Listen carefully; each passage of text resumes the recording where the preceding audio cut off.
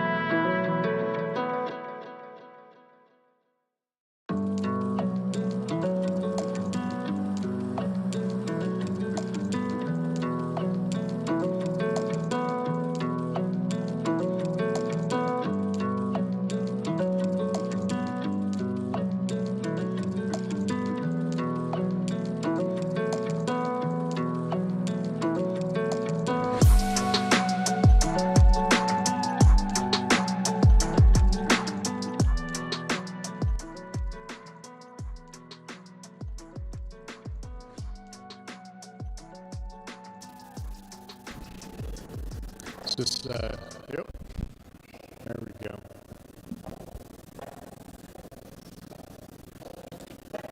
All right, everybody ready to go? Very good. To Astrobotic. Welcome to the announcement today where we're going to be under. This is our headed back to the surface the years since Apollo. And it's glass here, and I'm going to be showing it in just. But first, I want to thank everyone. We've got some great NASA Congressman Cartwright from you. Real power and supporting this for the moon, and we're just so honored and excited to be here. So the LANDER behind us is currently but nearing its final stage. Excited to show that off to the world. In Q4 of this year, United Launch Alliance Vulcan launch vehicle. Things are on schedule right now. The first commercial lunar payloads lander to go to the surface of the moon against our competitors. And the commercial lunar payload service is partial return to the surface. It's actually awarded 7 missions return to the surface of the moon to go up there. We're very, very excited to be unveiled here today. Integration and assembly is behind me, and we're just so excited it's going to be leading us back to the surface. So with that, why don't we take a look at our space.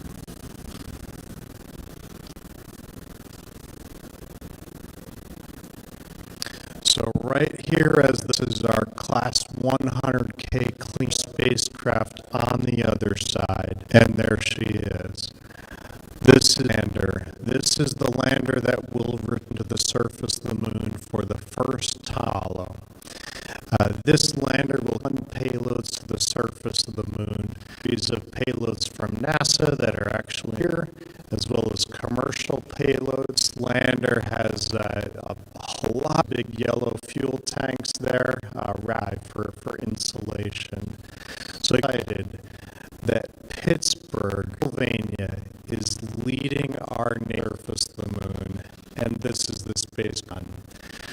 So with that, I'm going to turn to our next speaker, Keystone Space Collaborative, which puts a conference today and into tomorrow, bringing our Ohio. So we're going to pause.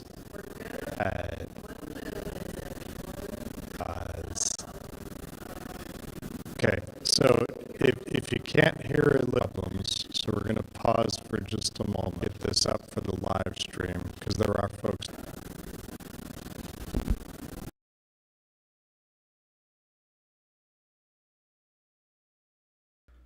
If you are joining us, welcome here to the launch pad. You are looking there on your screen at what was a live view of the brand new Astrobotic lunar lander just being unveiled for the very first time. Astrobotic having some audio issues, obviously not in the room, but through their transmission, very robotic sounding there and breaking up. And they said they were going to try to fix it, and now the stream is paused and is buffering. So we'll see what happens. Technical difficulties happen. Space isn't easy, so we'll hope they'll be able to get this up and running right away, and we'll be able to hear some of these speeches a little bit more clearly. But there she is, the first U.S. lunar lander with NASA payloads and commercial payloads being prepared to launch. They keep saying the end of this year, but we'll see what happens. It all depends if ULA gets those engines for their Vulcan Centaur. We want to hear from you, though, in the poll. When do you think the Vulcan Centaur will launch on its debut mission? But there she is. Our very own Ian Sager has a payload on board that lunar lander, so we are very, very excited to finally get to see it. And light this sucker at the surface of the moon. Experiments here in the foreground. This red angled piece over here, a neutron speck.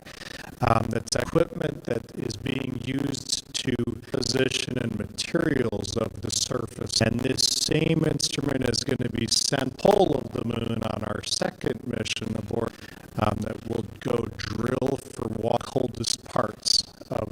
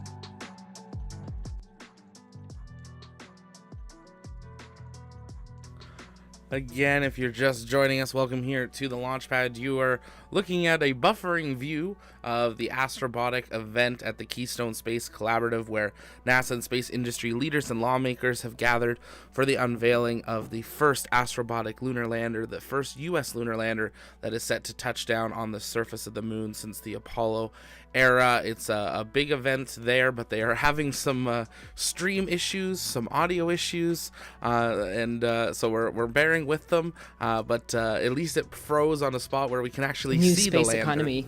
We see a tremendous opportunity for this region in the new space economy, and one of the first things our organization did an assessment of who's who in the region, and the results of that were astounding. We have over 1,200 participants in the space ecosystem today, and that is without significant investment of political capital around this activity. What this translates to is it puts us, as a region, outcompetes Texas, Florida, and a number of other states that you might think of as space states.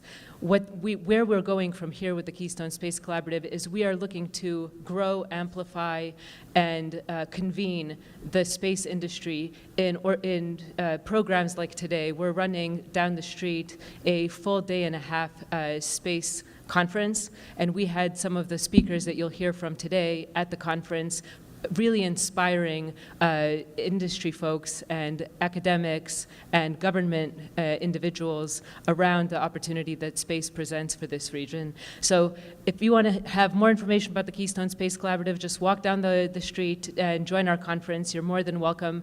But Astrobotic is a shining star of what we see as what this region can create. And that is a Carnegie Mellon startup that has grown off on its own and is now 168 people strong and growing and taking America back to the moon from this region. Thank you very much. With that, I'd love to introduce Congressman Cartwright. Congressman Cartwright, Pennsylvania District 8, and he is a tremendous supporter of the space industry and NASA, and we thank him for it.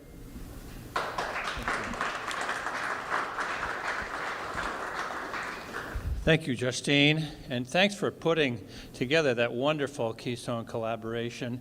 If you weren't there today, there must have been 2 or 3 people, all running private sector companies who were interested in getting involved in lending a hand in helping NASA and our American space program shine the way I know it will under our administrator. I'm Congressman Matt Cartwright, and I last January, that is January of last year, the beginning of the current Congress, I became the chairman of the House Appropriations Subcommittee that funds, among other things, NASA, the entire American space program. As a result of that, I have learned an awful lot about space and NASA and science in a big hurry. Because it's about $25 billion a year that America pours into our space program, and absolutely appropriately, because this is what inspires young minds in this country to go on and figure out scientific and technological advancements, things that lead to real wealth creation in this country and have done for a very long time. So I'm proud to be a buff of the space program, and I'm proud to be part of helping fund it, and I'm proud to be part of an announcement like this today that makes our Keystone State very, very proud, because places like Astrobotic are the future of the space program. It's not just the smart minds that are driving the progress forward. It is also American capitalism that's working. That's what you're seeing here today. That's what makes me proud of Astrobotic and NASA and Pennsylvania. So I'm here to say it's a wonderful day for our Keystone State. Now, it falls to me the wonderful honor of introducing former Senator and NASA Administrator Bill Nelson. This is a man who's a lawyer, who was a successful politician for many years, 3 terms in the United States Senate, but I think the thing that he's proudest of was that he was a payload specialist. John Thornton was talking to you about the payload on this landing module. This man was the payload specialist on the Space Shuttle Columbia. as a member of Congress. I give you Administrator, former Senator Bill Nelson.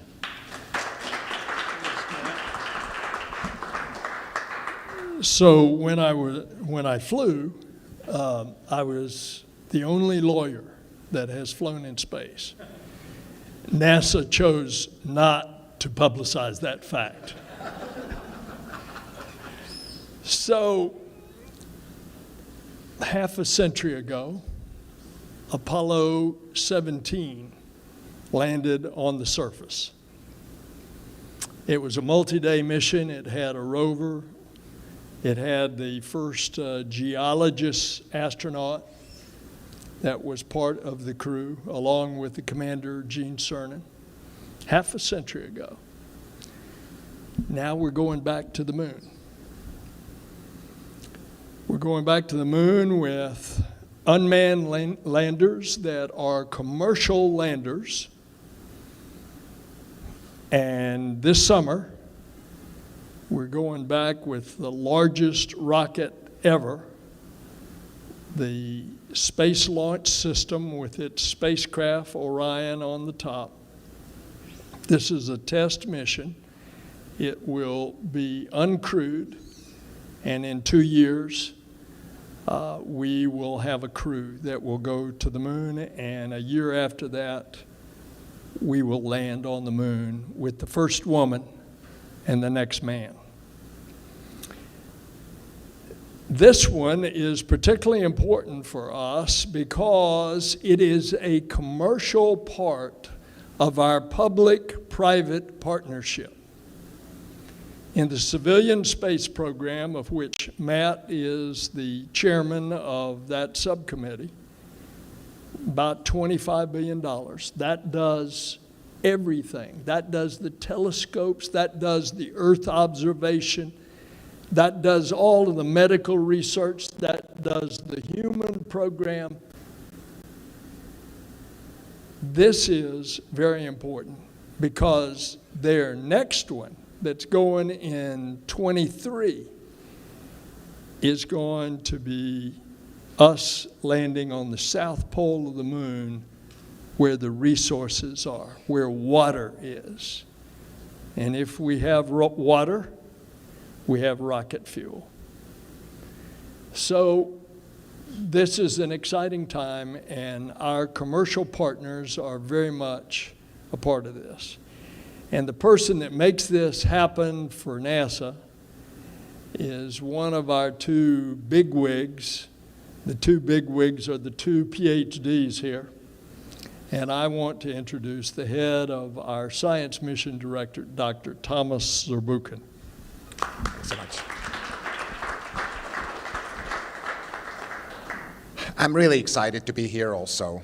What a milestone. I'm so proud of you and your entire team to get it this far. You can see a lander, you can see the payload there, and you can taste it, right, almost. And pretty soon we'll be sitting here, chewing off our fingernails and hoping and trusting that everything will go just fine the way it was intended in this entire, from the beginning, landing at the surface of the moon. I love the moon.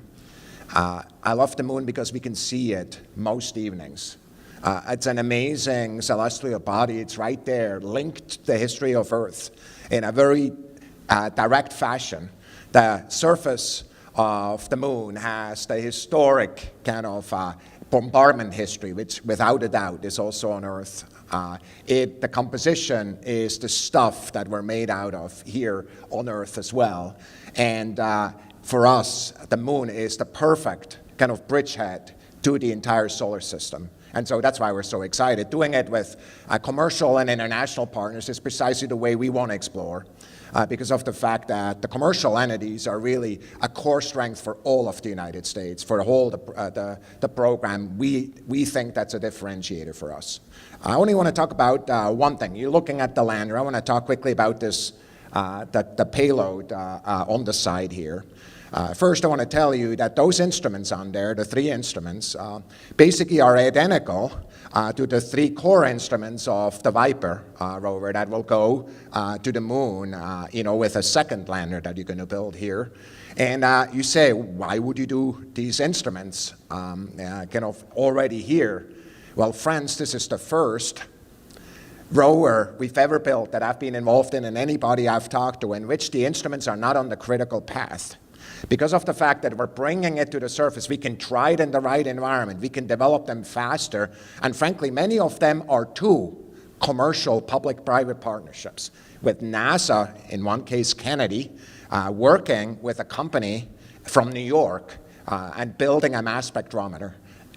In addition to that, these payloads are going to go there and tell us, hey, if there's any changes we need to make, we can do that. So I'm really excited about this. Of course, the one there, looking below the surface and actually seeing whether there is water there below the surface. The other one being an infrared measurement that's basically looking at composition at the surface, and then the mass spec, which will be paired with a drill that the next speaker may or may not want to talk about, which of course is coming from the space tech side of the house.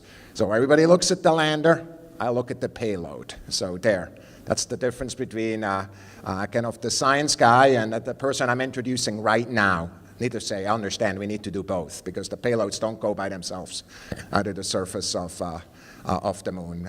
What I'm going to do is introduce Jim Reuters, who is the head of space tech and a friend, and of course, in many ways, is a pioneer in so many of these technologies that have enabled this machine. Go ahead, Jim.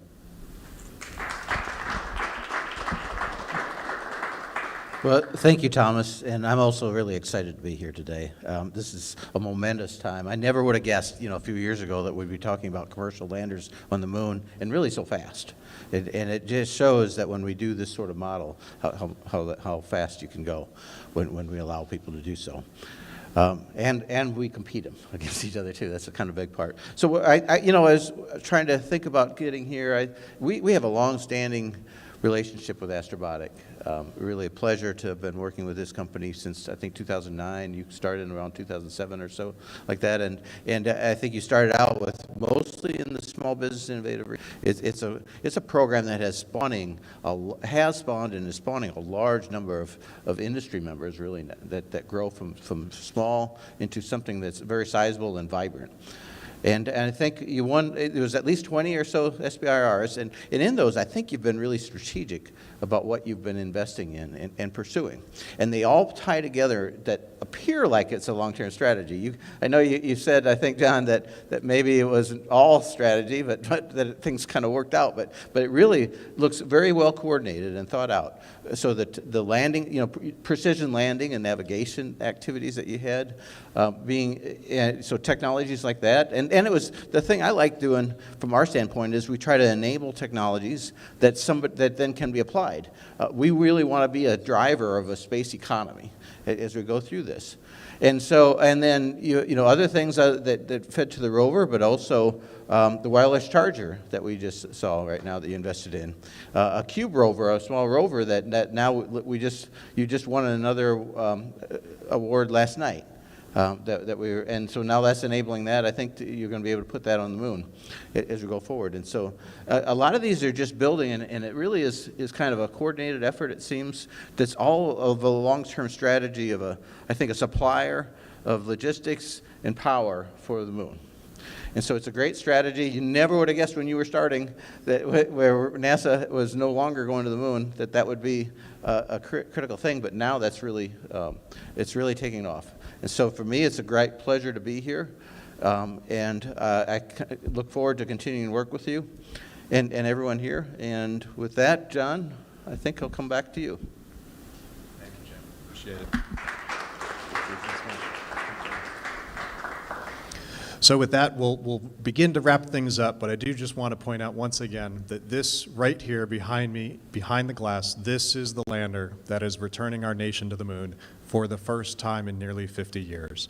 right here in Pittsburgh, Pennsylvania, of all places. This is the lander. This is the team. These are the people behind the glass leading our nation back to the moon. And I can't be more proud to say that over and over again. It really is a very big deal that we're going back. This is just the beginning of a whole series of missions back to the surface of the moon. NASA has contracted 7 commercial missions to go back to the moon over the next several years. So this is just the beginning of a flurry of activity, capstoned, of course, with the Artemis program, with the first woman astronaut to land on the surface of the moon inside of this decade. So an incredibly exciting time to be living and to be dreaming and to be looking up at the moon and to know that it's going to be that much closer and that much more accessible to us all. So with that, I want to thank everybody again for coming out on this very historic day, unveiling a spacecraft that will truly make history on the surface of the moon at the very end of this year. So thank you very much, everybody. Appreciate your time.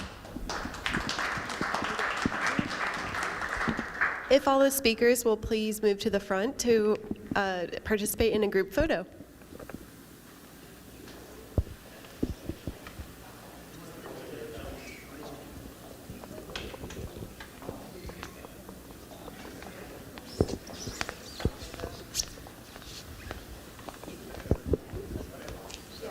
Quick question or quick photo, then we'll do.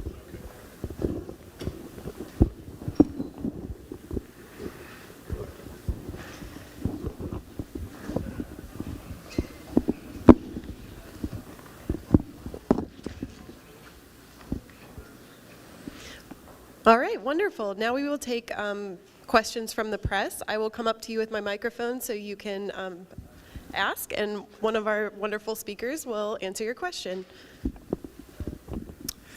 Good afternoon. Jeff Faust of Space News. For John, you said you're almost done with the lander. What more do you have left to do, and when will it be ready to ship to the launch site? Yeah, I mean, you can actually see what's left. It's missing its hat, which is the solar panel that goes right up on top. It's sitting somewhere back here. I think it's over here. So that's going to be the power system for the spacecraft. We have 2 more tanks to be attaching to the spacecraft, and then we have these payload decks that are right here.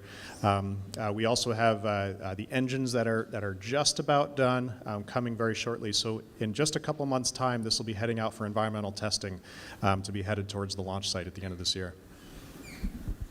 Next question.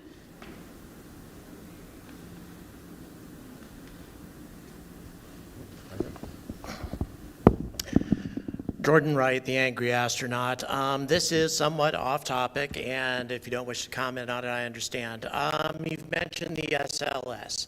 And there are 2 types of people that I run into when I cover spaceflight. It's either people who don't know that we're going back to the moon, or people who do know and are frustrated about SLS. And I'm just curious, Office of Inspector General just reported that it's an unsustainable price tag for future launches.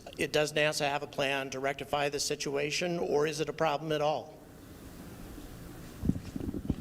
So your organization is known as Angry Astronaut? How can you be an angry astronaut? It would take me a while to explain. So the IG report is talking about the per unit cost with all of the development cost piled in. When you start adding those flights at 1 a year over a longer decade, and when you start truing out some of the efficiencies that we are constantly looking for, then the price comes down. But I think one of the reasons that a dozen years ago we started this public-private partnership was so that we could get industry to show the government how you can do things cheaper and still reliable and still, of course, safe. And you take, for example, they're going to launch next year on a Falcon Heavy, SpaceX. It's got 3 Falcon 9s all strapped together. All 3 of those first stages come back and land.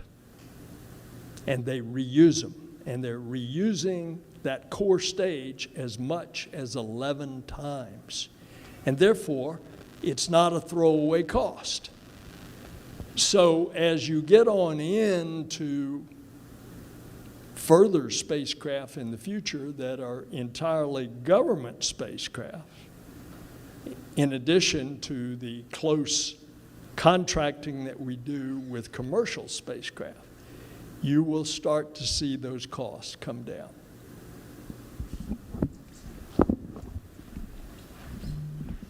Next question. Jeff.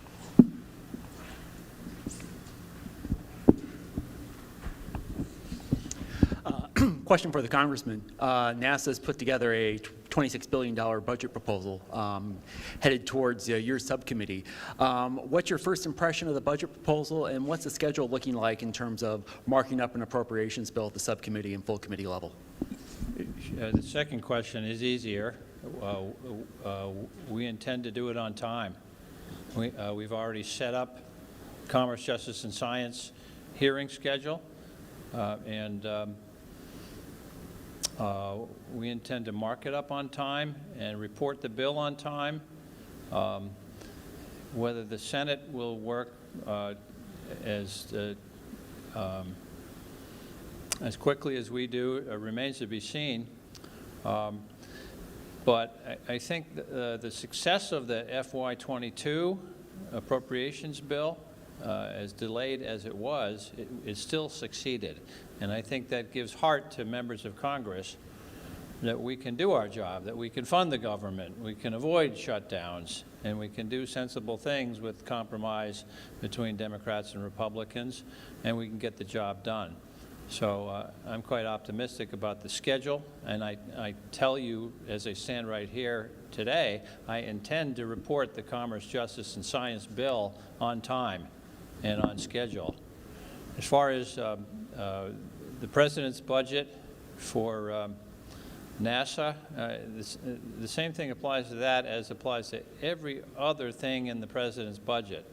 My old friend Charlie Dent from Pennsylvania, Republican from Allentown, served many years on the House Appropriations Committee, and his favorite expression was about the President's budget: the President proposes and the Appropriations Committee disposes. So we'll be making the hard choices, but you know, what we do on the Appropriations Committee is a product of compromise between Democrats and Republicans, between the House and the Senate. We succeeded last year, we'll succeed again in FY23. Thank you. And if there are any other questions? By the way, I just want to make a comment. Here is an example of where the Republicans and the Democrats get together. The space program, but particularly the space subcommittee of the Appropriations Committee, Matt and his ranking Republican, Robert Aderholt of Alabama, they work together.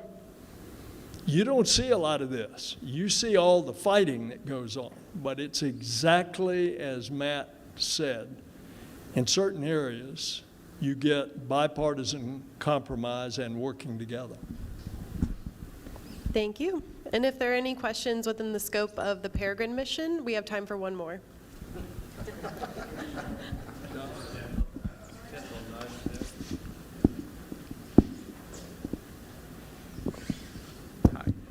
Jeff Rydell from WKYC out of Cleveland, from the home of NASA Glenn. I know you're taking up a NASA Glenn experiment on Peregrine, and Griffin is currently at NASA Glenn getting tested. Could you speak to the partnership between you and NASA? Well, NASA is a great longtime partner of Astrobotic, and NASA Glenn in particular, we've had great partnership because it's just 2 hours from here. Some of the first partnership relations we had there was actually using their slope lab, where they have a fantastic, massive, almost the size of this room, sand pit that can actually be all lifted up on an angle, and you can drive rovers up that slope. So we've done a lot of testing out there at their slope lab. Glenn also has great technology developments that we've we've been partnered with in the SBIR and STTR program for many years, and we continue to be very excited about that partnership with NASA Glenn and flying together to the surface of the moon. We think that is core and part and parcel to the core of the strength of our region and why we're so excited about Peregrine flying from Pittsburgh right here. Maybe one more question? Yes, if we, Jeff Rydell, you're my new favorite reporter. Thanks for that question. It was amazing. Anyone else have a question within the scope of Peregrine? All right. You promise? All right. In regards to the project from SpaceBit, is it here? Is it ready to go? Is that little spider rover of theirs going to be going on Peregrine? So I might turn that right back to Olivia. Hi, everyone. For those of you who don't know, I'm Olivia Chapla, Director of Communications and Marketing, if you couldn't tell, for Astrobotic. And SpaceBit, unfortunately, did not make manifestation for the Peregrine launch this year. However, they are sending a wonderful plaque made out of aluminum, I believe, that will have names of engineers and wonderful other space industry specialists, experts. So I will definitely put you in touch with them to get more information on that. Thank you. Thanks, Olivia. And with that, we'll conclude. Again, want to thank all of our distinguished guests here. And once again, just so excited to be leading our nation back to the moon. I'd encourage all of you to come take a close look at the lander before you leave. So thank you, everybody. Appreciate it.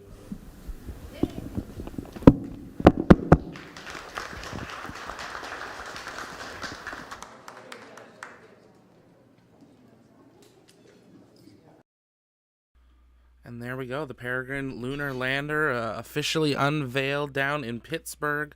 An interesting Q&A there. I put in the chat.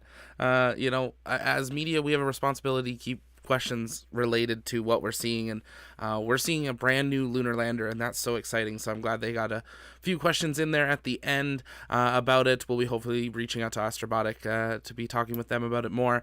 But yes, we are going back to the moon over the next couple of years, and things are really starting to pick up where we're seeing the real hardware that is going to be doing so. So we're excited that you guys joined us for our live coverage of this unveiling. If you haven't yet, take a moment, hit that subscribe button. We cover everything space, all the launches, exclusive interviews, space news updates, and more. Follow us over on Twitter, where we live tweet updates all the time as things happen when we aren't live. And consider joining us over on Discord. We're going to be jumping in live comms, and we'll be talking about the new Peregrine lander and hanging out for a bit there as well. But that's going to do it for us here today from the TLP Network Studios. This is Zach, signing off. We'll see you next time. Bye-bye.